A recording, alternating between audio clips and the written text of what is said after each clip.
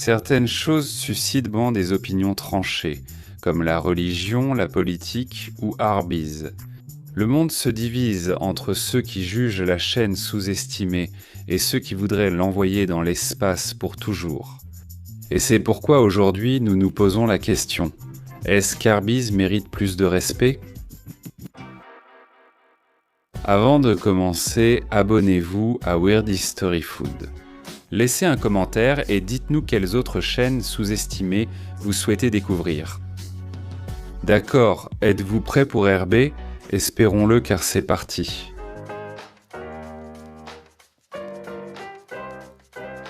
Le nom Arby's ressemble à un surnom, même si ce dont il est l'abréviation n'est pas si évident.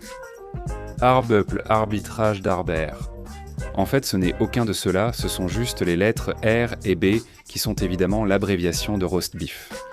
On pourrait le penser, car Arby's propose des sandwichs au roast beef, mais ce n'est qu'une coïncidence.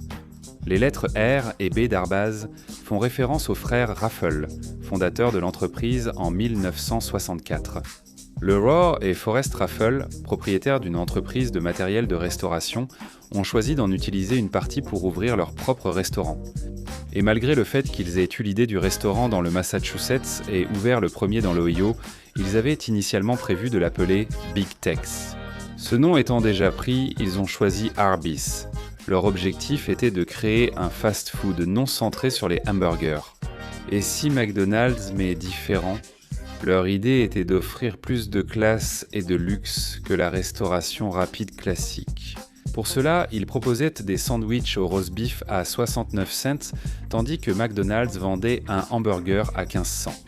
Les frères voulaient en créer un nouvel espace de restauration rapide, spécialisé dans le sandwich au roast beef. Cela évoquait davantage un steakhouse qu'une cantine scolaire, tout en conservant la rapidité d'un service au volant. Au fur et à mesure que la marque se développait, ils ont renforcé cette identité avec des slogans qui rendaient leur mission claire et forte. Le célèbre « Le rôti de bœuf de l'Amérique, oui monsieur », était plus qu'accrocheur, c'était presque un ordre patriotique. Oui, bien avant qu'Arby's ne soit lié à des musiques graves et à la voix off la plus profonde de la télévision. Nous avons les viandes. C'était un exercice de machisme. Leur premier restaurant à Boardman, Ohio, reflétait cette vision avec un toit de style chalet et un grand chapeau de cow-boy en néon au-dessus de l'entrée. Donc même si vous ne saviez pas quel type de nourriture il servait, vous saviez absolument dans quoi vous vous embarquiez.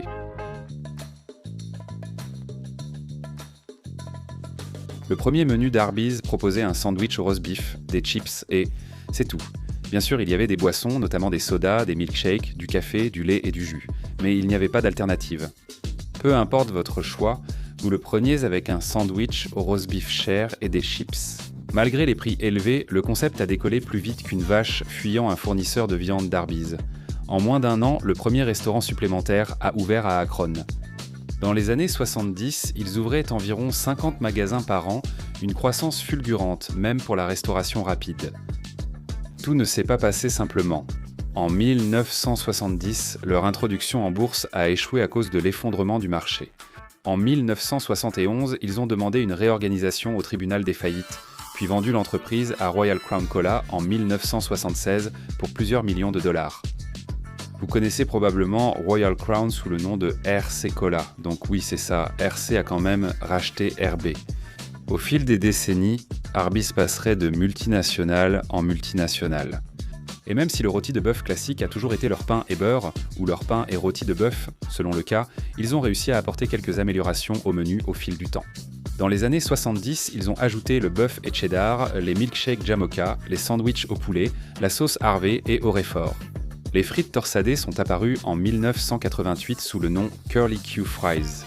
Arby's a aussi ajouté des pommes de terre au four en 1985 et un menu léger avec salade à moins de 300 calories en 1991.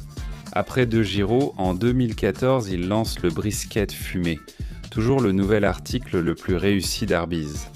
Les sliders lancés en 2015 se sont vendus à 1 million en un mois.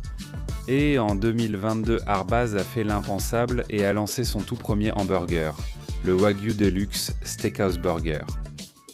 Même ceux qui n'étaient pas McDonald's ont fini par le devenir.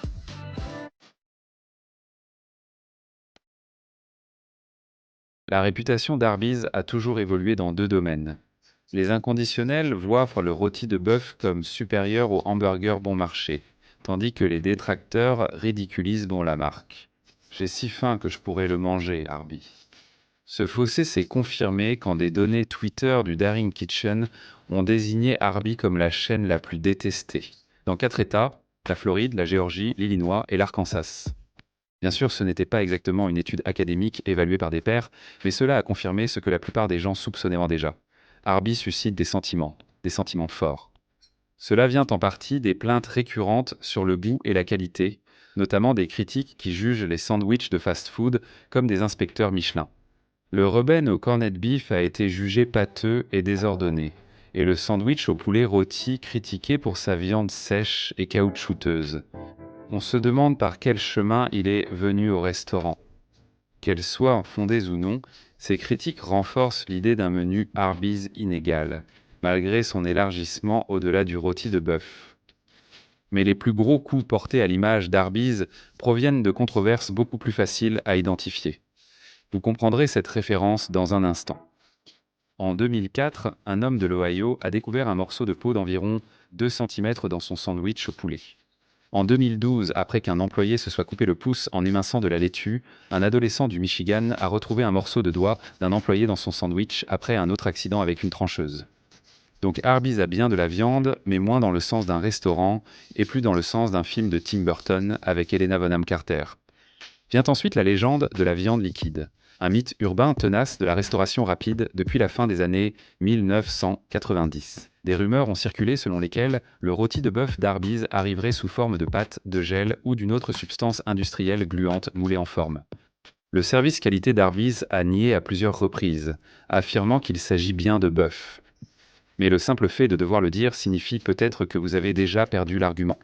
La rumeur a probablement persisté parce que la viande est livrée en tranches dans des sacs hermétiques, baignant dans un bouillon gélatineux qui, oui, paraît gris, mou et inquiétant au toucher.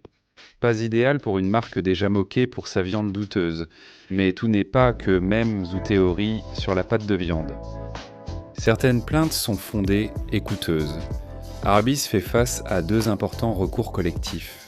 L'une affirme que les publicités de la chaîne montrent des sandwichs avec 2 fois plus de viande et une teinte rose appétissante. Vous ne verrez jamais ça en réalité, car le vrai rôti de bœuf est plutôt gris. Un juge fédéral a permis à l'affaire d'avancer en 2025 avec plus d'1 million de dollars en jeu. Un autre procès reproche à Arby's la shrinkflation, ayant discrètement remplacé les petites frites par des portions enfants sans réduire le prix. En résumé, Arby's pourrait avoir plus de soucis hors cuisine que dedans, ce qui pourrait devenir son héritage. Une marque aimée, détestée, devenue mème, poursuivie, vendue, ressuscitée, moquée, défendue, qui tient encore debout, son néon de chapeau de cow-boy brillant, posant à l'Amérique la question « Ça va, tu veux du roast beef ?»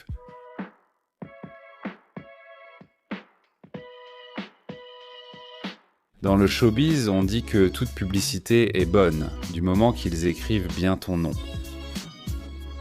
Lorsqu'on analyse la réputation d'Arby's, il faut noter que sa querelle avec Jon Stewart reste l'un de ses éléments culturels les plus marquants. Dès 2013, Jon Stewart a tant vanné Arby's que la chaîne aurait pu s'en offusquer. Au lieu de cela, il lui envoyait un déjeuner gratuit chaque fois qu'il les attaquait. Peut-être est-ce parce qu'il écrivait toujours correctement leur nom, de toute façon. Quand Jon Stewart a pris sa retraite, Arby's a tout donné. Ils ont sponsorisé un épisode du Daily Show, diffusé des pubs personnalisées et lancé un produit secret, le Daily Deli, un double corned beef sur seigle. C'était un exemple clair de la façon dont Arby's a accepté la blague et adopté son rôle de boutade américaine avec autodérision. Cette stratégie a ensuite été intégrée à leur marketing global, pour combattre l'idée qu'ils servent uniquement du roast beef. En 2018, Arby's a lancé la campagne « Nous avons les viandes pour les sandwichs » pour promouvoir la diversité du menu face au ralentissement des ventes. Ils ont poursuivi leur moquerie des végétariens en lançant en 2015 une fausse assistance et un menu spécial pour le jour supplémentaire de l'année, ne proposant que des pains sans viande. Avant que quiconque ne s'en rende compte, le public était occupé à discuter pour savoir s'il était d'accord avec Jon Stewart et à quel point les blagues sur les végétariens étaient drôles. Plutôt que de se demander s'ils avaient retrouvé un doigt humain sectionné caché dans leur roast beef. Arby's gère plus de 3600 restaurants dans 6 pays et s'est classé 3e des chaînes de sandwich rapides aux États-Unis en 2024. Cela dit, l'année n'a pas été si bonne, les ventes ont chuté de 6,3%. Ils ont fermé 48 établissements et ils étèrent à la traîne par rapport aux autres chaînes détenues par leur société mère, Inspire Brands, probablement celle qui était la plus inspirée. Au final, l'image d'Arby's est le résultat de véritables controverses, de légendes exagérées sur Internet et d'un écosystème hostile qui refuse de laisser la chaîne respirer. Néanmoins, Arby's a appris à survivre en misant sur l'autodérision. Ils ne sont peut-être pas aimés dans tous les États, mais ils se sont taillés une place en tant que sandwicherie la plus polarisante d'Amérique et ont transformé même leurs titres les plus étranges en carburant marketing. Et il faut respecter ça. Qu'en pensez-vous? Irez-vous chez Arby's? Dites-le nous en commentaire et découvrez d'autres vidéos de Weird History Food.